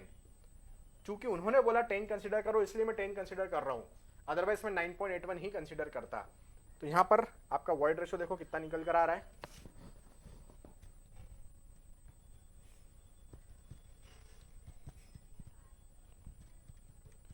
वॉइड रेशियो जो निकल कर आ रहा है वो आ रहा है 0.6667, इस तरीके से आ रहा है। अब जरा यहां पर इस फॉर्मूले में अपन पुट कर दें क्या वॉल्यूम ऑफ सॉलिड की जगह। तो हमने देखा volume of solid is equal to, total volume था 5000 मीटर क्यूब। इस 5000 मीटर क्यूब के अंदर कितने सॉलिड्स मौजूद है वो अपन निकाल रहे हैं, 1 प्लस 0.66667। तो ये आपको यहां पर आंसर कितना दे देगा? ये आंसर आपको दे देगा 3000। कितना आ गया? नेट आंसर जो आ गया वो आपका 3000 मीटर क्यूब आ गया। So the volume of solids required is 3000 metre cube. Clear? Yes sir, यहां तक की बात क्लियर है ना। यहां तक की बात क्या हो गई? क्लियर। इतना वॉल्यूम ऑफ सॉलिड मुझे चाहिए इस 5000 मीटर क्यूब एम्बैंकमेंट को बनाने के लिए। 5000 के अंदर ये 3000 समाया हुआ है। इसका मतलब क्या हुआ? हवा पानी कितना है? 2000 मीटर क्यूब। इसका मतलब क्या हुआ? 5000 metre cube total volume of embankment था, जिसमें 3000 metre cube volume of solid है। तो बचा हुआ क्या था? 2000 मीटर क्यूब। 2000 मीटर क्यूब जो यहां पर बच रहा है वो हवा और पानी है। अब अपन आगे बढ़ते हैं। मैंने कहा यदि आपको ये 3000 metre cube volume of solid चाहिए तो आपको 3 साइट दी गई है, site X Y and Z. तो वहां पर कितनी खुदाई करना होगी? तो अपन ने कहा साइट एक्स पर जो खुदाई करना होगी, फॉर्मूला क्या होगा? Volume of solid into 1 plus void ratio of site X. Site Y पर जो खुदाई करना होगी that will be equal to volume of solid plus 1 into 1 plus void ratio of site Y. Z side पर जो खुदाई करना होगी volume of solid into 1 plus void ratio of site Z. Clear? तो Vx, Vy और Vz ये हमारा इतना आ गया। तो जरा अपन वैल्यूज पुट करें क्या इसमें। वॉल्यूम ऑफ सॉलिड सब जगह सेम था 3000, तो ये 3000 3000 3000 1 plus 1 plus 1 plus void ratio देखो आपको हर एक साइड का वॉइड रेशियो फिगर में दिया हुआ है। कितना दिया हुआ है हर एक जगह पर? साइट एक्स का दिया हुआ है 0.6, साइट वाई का दिया हुआ है 0.7, साइट जेड का दिया हुआ है 0.64। समझ में आ गई बात? तो यहां पर आपको final values of volume of खुदाई आपको मिल जाएगा। सो 3000 इंटू 1.6 कितना हो गया? 4800 मीटर क्यूब खुदाई करना पड़ेगी। 3000 इंटू 1.7 5100 मीटर क्यूब खुदाई करना पड़ेगी। 3000 इंटू 1.64, तो यहाँ पर आपको 49 20 मीटर क्यूब खुदाई करना पड़ेगी। इतना इतना खुदाई करना पड़ता है अपने को। समझ में आ गई बात? यस सर, समझ में आ गई। ठीक है, इसके बाद मैं आपको ये बता रहा हूं कि भैया इतना इतना मीटर क्यूब आ गया। अब उन्होंने मुझे क्या बोला, क्वेश्चन को आगे रीड करूं तो वो बोल रहे हैं if the cost of transportation per kilometre is twice of the cost of excavation per metre cube. वो बोल रहे हैं कि खुदाई करने में जो कॉस्ट लग रहा है, 1 मीटर क्यूब सॉइल को खुदाई करने में जो कॉस्ट लग रहा है वो उसका डबल है ट्रांसपोर्टेशन का कॉस्ट पर किलोमीटर। कहने का मतलब यह है, एज्यूम, हमने यहां पर एज्यूम कर लिया। क्या एज्यूम किया? Cost of excavation per metre cube पर cost of excavation per metre cube कितना बोला उन्होंने? कुछ अमाउंट बोला, अपन ने मान लिया कि वो 1 रुपया है, 1 rupees per metre cube. 1 metre cube soil को खुदाई करने में 1 रुपया, 1 रुपीज आपको पे करना है। तो कॉस्ट ऑफ ट्रांसपोर्टेशन उनका क्या कहना पड़ रहा है? Cost of transportation per kilometre जो होगा वो इसका डबल होगा। ऐसा क्वेश्चन में लिखा है कि आप जो भी पर मीटर क्यूब कॉस्ट निकाल कर लाए हो उसका दुगुना cost of transportation per kilometre रहेगा। मतलब यदि इसका मैंने 1 रुपया लिया है तो ट्रांसपोर्टेशन का 2 रुपये लेना पड़ेगा पर किलोमीटर। ऐसा क्वेश्चन में लिखा है। तो क्या मैं ओवरऑल कॉस्ट एस्टिमेट कर लूं यहां पर कितना खर्चा आ रहा है? साइट एक्स का देखो, अपन कॉस्ट देखते हैं, टोटल कॉस्ट साइट एक्स का 4800 मीटर क्यूब टोटल खुदाई करना है। पर मीटर क्यूब का कॉस्ट यदि 1 रुपया है तो 4800 को खुदाई करने में कितना लगेगा? 4800 रुपीज लगेगा। Clear? Cost of site Y, cost of site Z. पहले खुदाई का कॉस्ट देख लेते हैं। 5100 मीटर क्यूब को खुदाई करने में 5100 रुपीज लग जाएंगे और यहां पर 4920 रुपीज लग जाएंगे 4920 को खुदाई करने में, क्योंकि पर मीटर क्यूब अपन ने 1 रुपया कॉस्ट एज्यूम कर लिया था। अब इसमें ऐड क्या करना है? ट्रांसपोर्टेशन का कॉस्ट। ट्रांसपोर्टेशन का कॉस्ट अपन ने बोला है 2 रुपए पर किलोमीटर। अब जरा डिस्टेंस देखो, साइट एक्स की डिस्टेंस कितनी है कंस्ट्रक्शन से? 140 किलोमीटर। तो 2 इंटू 140 लिख दू। 140 किलोमीटर डिस्टेंस कवर करना है और 1 किलोमीटर का कॉस्ट अपन ने एज्यूम कर लिया था 2 रुपए। साइट वाई का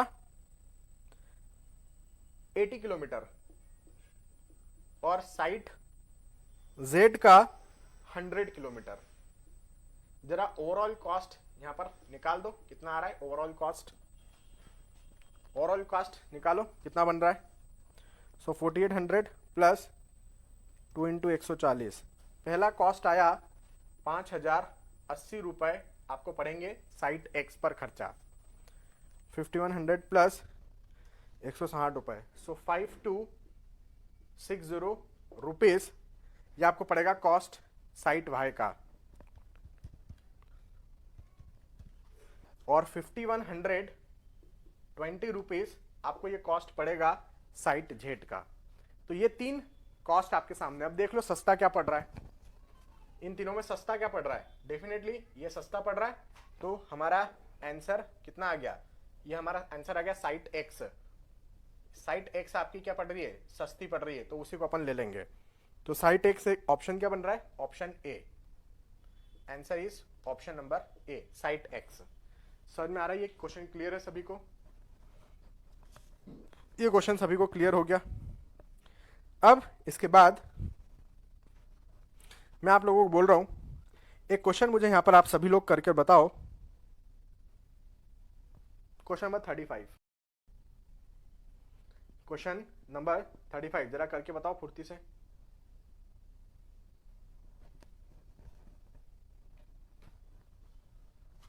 एकदम कितना प्यारा क्वेश्चन था। क्वेश्चन नंबर 35 करके बताओ जरा।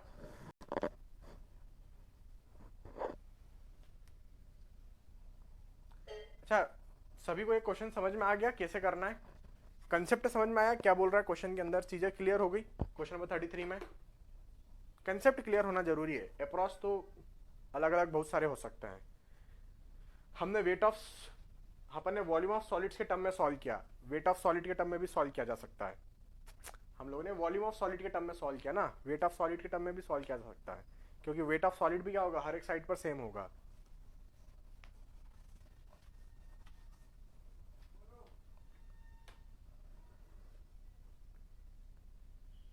चलो सभी को क्लियर है? तो जरा क्वेश्चन नंबर 35 सॉल्व करेंगे सभी लोग।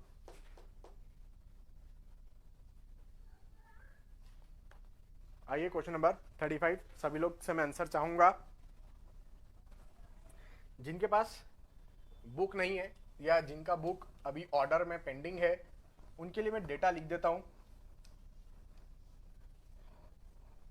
ऐसा मैं बार बार नहीं कर पाऊंगा, लेकिन ठीक है, एक आंसर मैं आप लोगों से चाहता हूं, तो मैं यहां पर डेटा लिख देता हूं।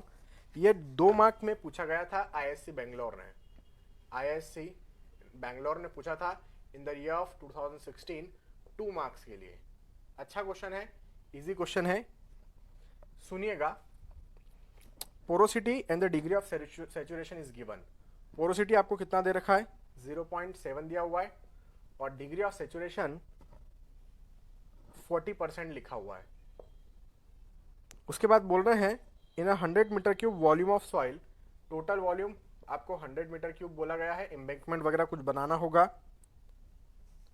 तो इसके अंदर वॉल्यूम ऑफ एयर कितना है, वॉल्यूम ऑफ एयर कितना है वो हमें निकालना है मीटर क्यूब में।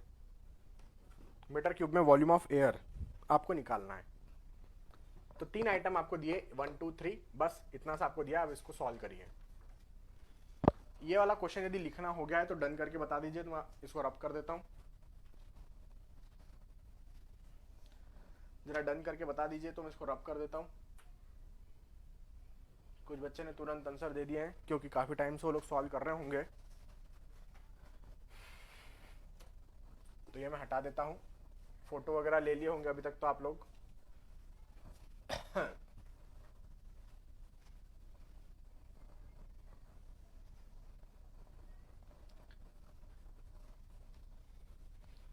आज मैं मॉर्निंग में भी एक शॉर्ट वीडियो डाला था 1 या 2 मिनट का, जिसमें मैंने आपको बोला था कि कुछ बच्चे यदि स्लो है तो उनको अपनी स्पीड बढ़ाना होगी। कुछ स्टूडेंट्स यदि स्लो है तो उनको अपनी स्पीड बढ़ाना होगी। वो बोलते हैं कि सर हम नोट्स बना ही नहीं पाते और आप रब कर देते हैं। दिक्कत वो नहीं है, दिक्कत ये है कि आप स्लो हैं, तो अपने को स्पीड बढ़ाना पड़ेगी आपकी थोड़ी सी, क्योंकि स्पीड बढ़ाओगे तभी तो गेट एग्जाम में अच्छा परफॉर्म कर पाओगे ना भैया। वही तो मैं चाहता हूँ आपसे। किसी केस में आप नोट नहीं कर पाते हैं, do not need to worry. Telegram में 25 बच्चे हैं जो अपने नोट्स की फोटो भेजते रहते हैं, वहां से पकड़ लो। एक बच्चा तो क्या करता है, मेरे बोर्ड का पूरा स्क्रीनशॉट लेता है, इजी टीस एकदम, एक एक स्लाइड का फोटो उसके पास है, एक एक बोर्ड का उसका फोटो उसके पास रहता है। तो बस, तो फिर वो भेज देता है अरेंज करके पीडीएफ फॉर्म में, वो सेव कर लो, उसमें से नोट बना लो। ठीक है, आइए इसको सॉल्व करते हैं। इसको सॉल्व करने के भी कई तरीके हो सकते हैं, है ना। अपन एक तरीका इसको देखते हैं सॉल्व करने का। इस प्रॉब्लम को आप अलग अलग तरीकों से कर सकते हैं सॉल्व। ठीक है, अपन एक तरीका देखते हैं। यहां पर आपके पास है पोरोसिटी, आपको निकालना है वॉल्यूम ऑफ एयर। जब भी वॉल्यूम ऑफ एयर निकालने की बात आती है तो 2 पैरामीटर्स के टर्म में आप निकाल सकते हो वॉल्यूम ऑफ एयर। एक तो एयर कंटेंट और एक रहे आप लोगों का परसेंटेज एयर वॉइड्स, क्योंकि दोनों ही किसकी इंफॉर्मेशन देते हैं, वॉल्यूम ऑफ एयर की इंफॉर्मेशन देते हैं। यदि इन दोनों की जानकारी आपके पास है, इन दोनों का डेटा यदि आपके पास है, तो आप volume of air easily determine कर सकते हैं, क्योंकि ये भी वॉल्यूम ऑफ एयर की इंफॉर्मेशन देता है, ये भी वॉल्यूम ऑफ एयर की इंफॉर्मेशन देता है। तो दोनों में से कोई सा पता कर लो, आप निकाल लोगे। मैंने कहा कि मेरे पास एक रिलेशन है air content plus degree of saturation equal to 1 का। तो एयर कंटेंट कितना है नहीं पता, डिग्री ऑफ सैचुरेशन पता है 40%। 40% को 0.4 लिख सकते हैं इक्वल टू 1। परसेंटेज का साइन हटाने के लिए 100 से डिवाइड किया होगा, तो यहां से एयर कंटेंट कितना आ गया, 1 माइनस 0.4, दैट इज 60% बोले तो 0.6 एयर कंटेंट आ गया। ठीक, यस सर। अब एयर एक आइटम मैंने डिटरमाइन कर दी। दूसरे आइटम की बात करें, दूसरा आइटम क्या बोलता है, percentage air voids. Percentage air voids का रिलेशन याद है हमें, पोरोसिटी इनटू एयर कंटेंट। तो percentage air voids will be equal to, porosity क्या है, पोरोसिटी आपका 0.7 एयर कंटेंट अपने पास कितना है 0.6, इन दोनों का मल्टीप्लाई किया तो परसेंटेज एयर वॉइड्स हमारे पास आ गया 0.42। इनकी कोई यूनिट होती क्या? नहीं, इनकी कोई यूनिट नहीं होती है। अब ये परसेंटेज एयर वॉइड्स होता क्या है? देखो मैंने कहा था ये निकाल लो काम बन जाएगा, मैंने कहा था ये निकाल लो काम बन जाएगा, तो अपने दोनों निकाल दिए। अब देखो वास्तव में परसेंटेज एयर वॉइड्स होता क्या है? परसेंटेज एयर वॉइड्स होता है वॉल्यूम ऑफ एयर डिवाइड में टोटल वॉल्यूम ऑफ सॉइल। तो यहाँ पर अपन ने देखा 0.42 परसेंटेज एयर वॉइड्स की वैल्यू है। वॉल्यूम ऑफ एयर हम निकालना चाहते हैं, टोटल वॉल्यूम हमें 100 मीटर क्यूब दिया गया है, तो हमने वॉल्यूम ऑफ एयर निकाल दिया। कितना आ गया? इस 100 का इसमें मल्टीप्लाई करेंगे तो वैल्यू कितनी आ गई? 42 मीटर क्यूब में। Getting my point? ये हमारा वॉल्यूम ऑफ एयर आ गया और यही हमारा क्या है? आंसर। तो आप देखिए आपके पास 100 मीटर क्यूब सॉइल थी, इस 100 मीटर क्यूब में लगभग 42% एयर मौजूद है, हवाई हवा मौजूद है। ठीक है, मतलब जिस बिजनेसमैन ने इसको सेल किया होगा, बेचा होगा, उसका प्रॉफिट देख रहे हो कितना प्रॉफिट है, कितना ज्यादा प्रॉफिट इस बिजनेस में। आप हवा बेचने का पैसा ले रहे हो, सामने वाले को आप हवा बेच रहे हो, उसका पैसा ले रहे हो आप सामने वाले से, मतलब आपके क्लाइंट से, आपके ग्राहक से, कस्टमर से। ठीक है, एक क्वेश्चन नंबर 32 का जल्दी से आंसर दे सकते हैं क्या? क्वेश्चन नंबर 32 का एकदम प्यारा टाइप का क्वेश्चन है, 1 मार्क के लिए। सभी लोग क्वेश्चन नंबर 32।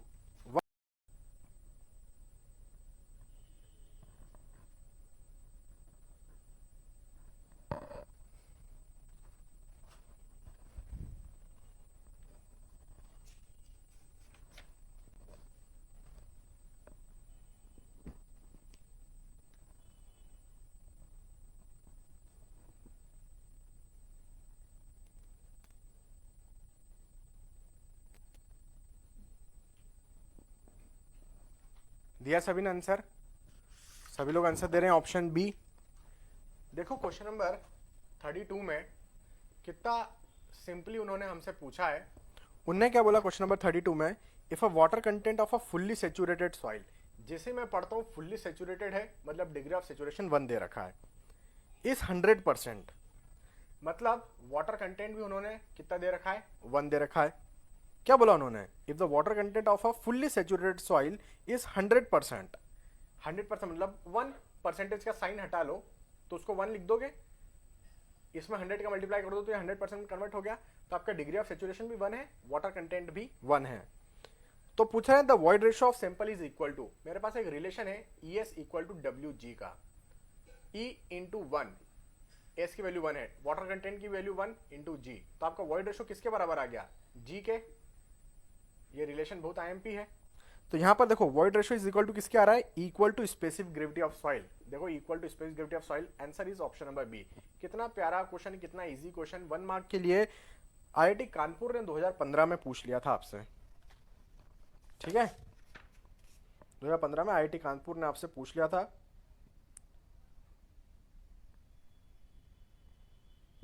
क्वेश्चन नंबर 24 का एक बार आंसर देंगे सभी लोग।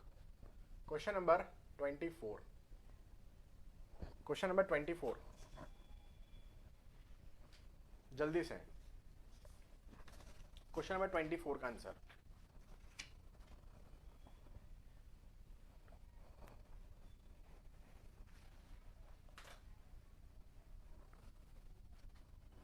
क्वेश्चन नंबर 24,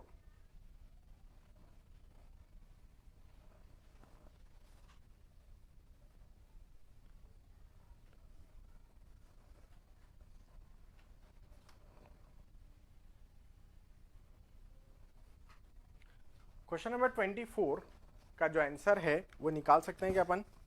क्वेश्चन नंबर 24 में अपने को क्या बोला? A saturated soil, IIT Bombay ने 2005 में 2 नंबर के लिए पूछा है। Saturated soil mass as a total density of 22 kiloton per metre cube. उन्होंने मेंशन किया कि आपके पास सॉइल कैसी है?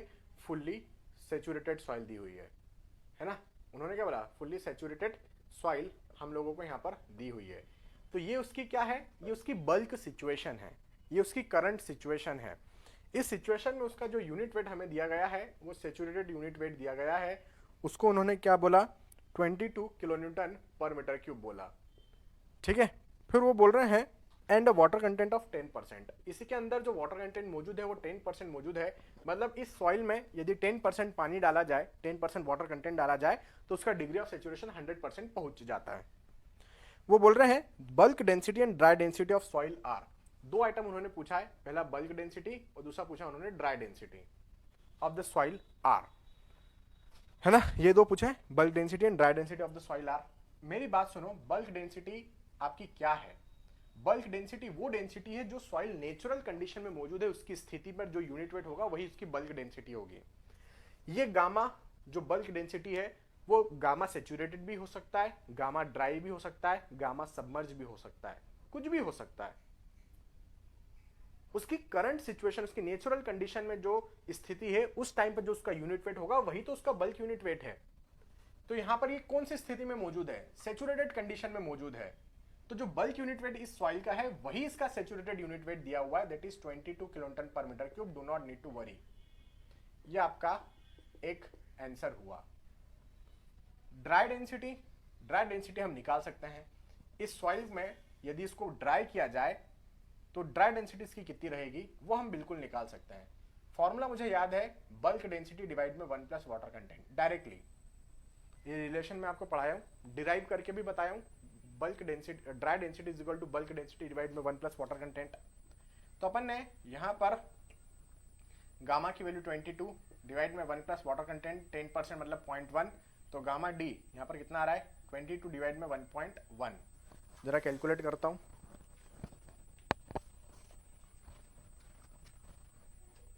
तो यहां पर 22 डिवाइड में 1.1, वैल्यू आ गई 20।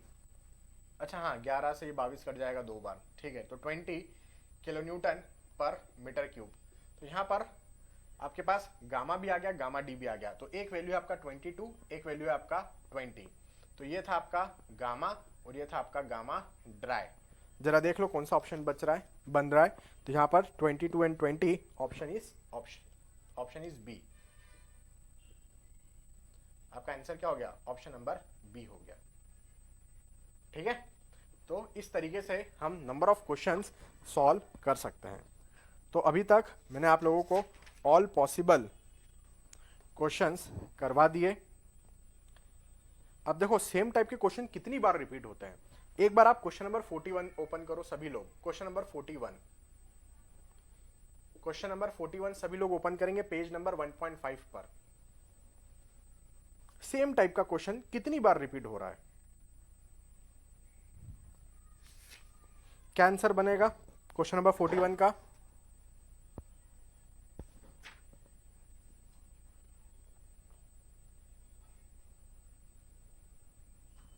क्या आंसर बन रहा है क्वेश्चन नंबर 41? ऑप्शन ए बन रहा है क्या सभी का? क्वेश्चन बोल रहे हैं, ये क्वेश्चन नंबर 41 कब पूछा? अभी पूछा, पिछले साल बोले तो गेट 2020 में जब आईआईटी दिल्ली ने पेपर निकाला था। एक नंबर के लिए कितना, मतलब एक ही क्वेश्चन को रगड़ के 25 बार पूछ डाले। Soil deposit form due to transportation by wind is termed. उन्होंने एक लिख दिया लेकस्ट्रीन एलुवियल, सीधा आंसर है भाई aeolian soil, that's it, aeolian. Aeolian की जगह यदि वो लुइस सॉइल ऑप्शन में देते हैं तो वो भी मेरा आंसर बन सकता था। अभी देखो क्वेश्चन को, वो अभी यदि वो सेम टाइप का क्वेश्चन वापस से एओलियन से पूछना चाहते हैं। अभी देखो 4 बार पूछ चुके हैं एओलियन से, वो वापस से आने वाले टाइम में यदि वो एओलियन से क्वेश्चन पूछना चाहते हैं तो क्या स्टाइल रहेगी उनकी, देखना। अभी किसका जमाना चल रहा है? एमएसक्यू का, मल्टीपल सिलेक्ट क्वेश्चन। एक ही चीज के एक से ज्यादा नंबर ऑफ आंसर हो सकते हैं। उन्होंने सेम क्वेश्चन आने वाले साल में रिपीट करके दे दिया कि भैया विंड ट्रांसपोर्टेड सॉइल इज, है ना, विंड के द्वारा ट्रांसपोर्टेड होने वाली सॉइल इज। पहला ऑप्शन लिख दिया उन्होंने एओलियन, दूसरा उन्होंने लिख दिया एलुवियल, तीसरा उन्होंने लिख दिया कोलुवियल और चौथा उन्होंने लिख दिया लुइस सॉइल। यह है आपका एमएसक्यू, मल्टीपल सिलेक्ट क्वेश्चंस। सो विंड ट्रांसपोर्टेड, एक से ज्यादा नंबर ऑफ आंसर। एक तो आपका एओलियन, ये विंड ट्रांसपोर्टेड है, और जो लुइस सॉइल है ये भी विंड ट्रांसपोर्टेड है। दोनों आपका आंसर सही हो गए तो आपका आंसर यहाँ पर क्या हो जाएगा, 2 आंसर आपको देना पड़ेंगे, option A and option D, 2 bar click करना पड़ेगा आपको। तो ये तरीका होता है उनका दिमाग लगाने का, उसको सामने वाले के दिमाग लगाने के तरीके को आप आइडेंटिफाई कर लो बस।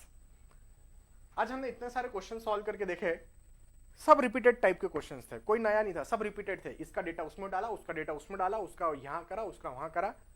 इसलिए गेट एग्जाम में आपको पीवाईक्यू लगाना कंपलसरी है। यदि पीवाईक्यू नहीं लगाओगे तो आपका गेट क्वालिफाई होने का चांसेस लेस देन 50% हो जाएगा, लेस देन 50% चांसेस हो जाएंगे यदि आप पीवाईक्यू नहीं लगाते, प्रीवियस ईयर क्वेश्चंस नहीं लगाते हैं तो हमेशा पीवाईक्यू पर ध्यान दो, पीवाईक्यू लगाओ, ठीक है। लास्ट 30 साल के ये बुक जो है, इसमें लास्ट 33 ईयर्स क्या लिखा, 34 ईयर्स के मिल जाएंगे क्वेश्चंस, इसमें लगाओ बैठ के सॉल्व करो, कंटेंट तो आपको मिल ही जाता है, ठीक है। तो ऐसा हर हफ्ते में 1-2 दिन अपन ऐसा रखेंगे कि सारे टॉपिक्स के क्वेश्चन अपन लगवा दें। तो अभी तक मैं जितना आपको पढ़ाया उसके सभी क्वेश्चंस लगभग मैं आप लोगों को लगवा दिया। जो क्वेश्चन 1-2-3 नहीं लगाए अपन, वो एकदम ईजी है, आप खुद सॉल्व करेंगे क्योंकि वो रिपीटेड टाइप के हैं, आपसे भी बन जाएंगे, ठीक है। तो चलिए आज की क्लास को फिर अपन यहीं पर समाप्त करते हैं। कल की क्लास आप लोगों की जो रहेगी वो कंसिस्टेंसी ऑफ सॉइल पर रहेगा, है ना, कि सॉइल में किस तरीके से हम कंसिस्टेंसी डिटरमाइन कर सकते हैं, उसके बारे में अपन कल की क्लास में पढ़ेंगे। तो अभी मैं आपसे अलविदा लूंगा, bye bye, take care, good night, शुभ रात्रि, जय हिंद।